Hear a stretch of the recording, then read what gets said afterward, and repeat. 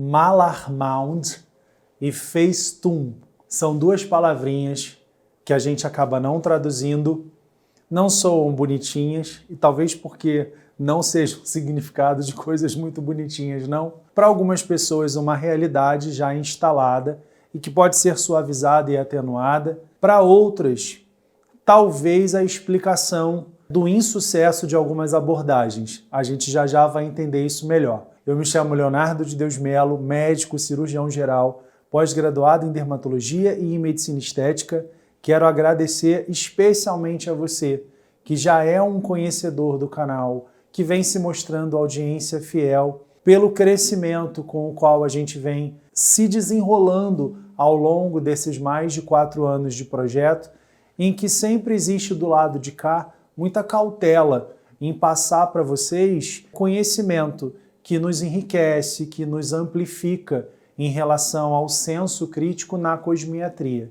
O nosso olhar amadurecido para as abordagens terapêuticas em estética facial e em estética corporal. Para vocês que são fiéis escudeiros, minha gratidão elevada ao cubo. Sem dúvida alguma, vocês são a razão ou a maior resposta pelo crescimento do canal. E para você que é novo ou nova, eu quero te dar as boas-vindas e torcer para que você goste desse tipo de conteúdo e desse tipo de território pelo qual a gente transfere o que está nos livros, o que vem se apresentando como inovações farmacêuticas, tecnológicas, advindas dos congressos, workshops, meetings e etc., numa maneira leve para ser compreendida do lado de lá, tá certo? Então vamos junto. Vamos conversar um pouquinho sobre esses raios de Malar-Mound e Feestum.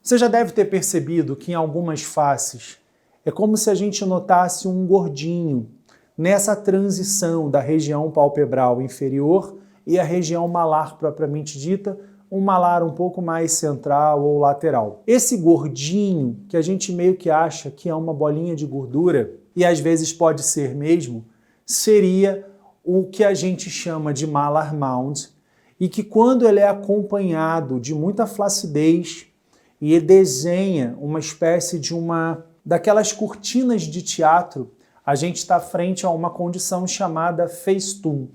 Então uma coisa está intimamente ligada à outra, eu diria que seriam evolução uma da outra, ou as duas condições podem estar sinérgicas apresentadas, e aí tanto numa face feminina quanto masculina, tá certo? Do que decorreria o Malar-Mound e o Feestum?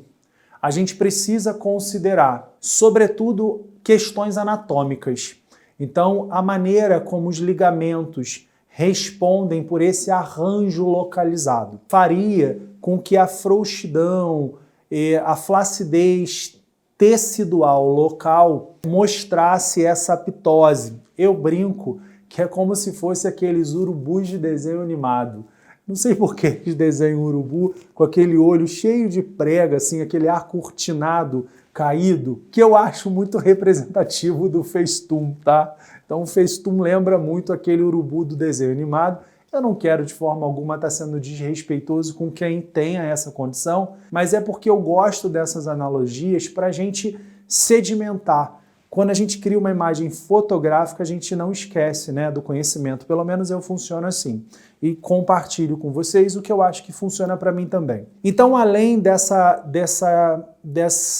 questão ligamentar, a gente pode ter, sim, também a presença do compartimento de gordura nessa região, contribuindo como mais um fator, e também, muito especialmente, uma drenagem linfática deficiente.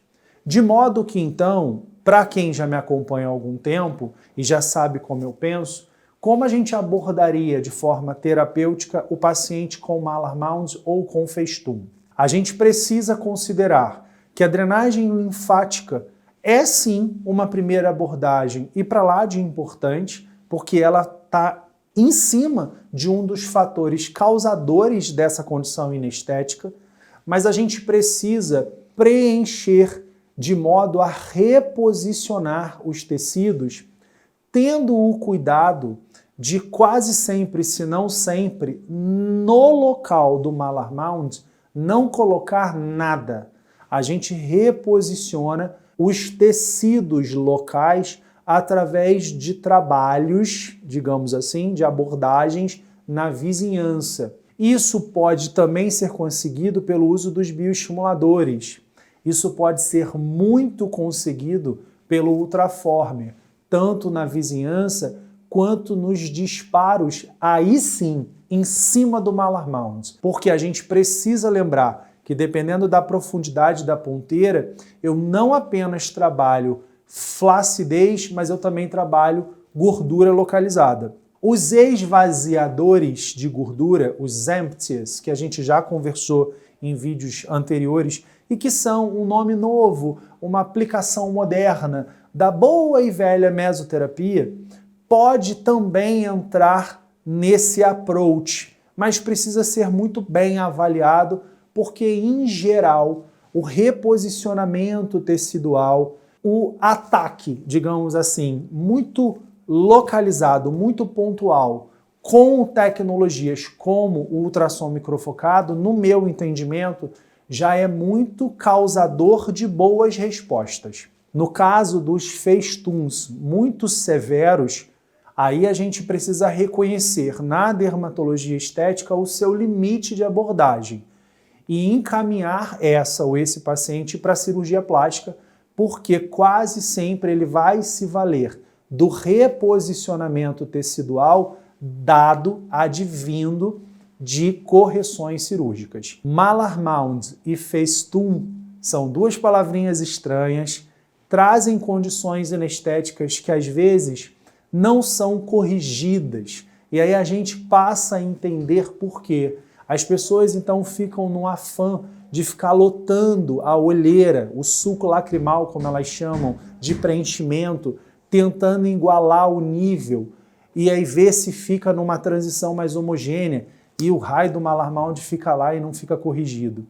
A gente vai lá tentar abordar a maçã do rosto e o malar mount vai lá e ele não está corrigido. Então, pensar que o malar mount e um festoon é uma condição inestética específica e a gente precisa pensar em abordagens terapêuticas específicas para ele. Eu elencaria, portanto, o ultraformer como uma primeira ideia. Coisas que não são invasivas. Então vamos tentar reposicionar, estimular, remodelar os ligamentos locais e também compactar gorduras com uma coisa que não me espeta, que não me invade. Para depois a gente pensar então numa escadinha de etapas em procedimentos minimamente invasivos, como os que são à base de ácidos hialurônicos ou bioestimuladores de colágeno, ou também fios que visam ao reposicionamento tecidual das áreas vizinhas com um ganho indireto sobre a região do malar mount. Tá certo? Beijo, chega de nome difícil por hoje, até semana que vem e juízo com a pele.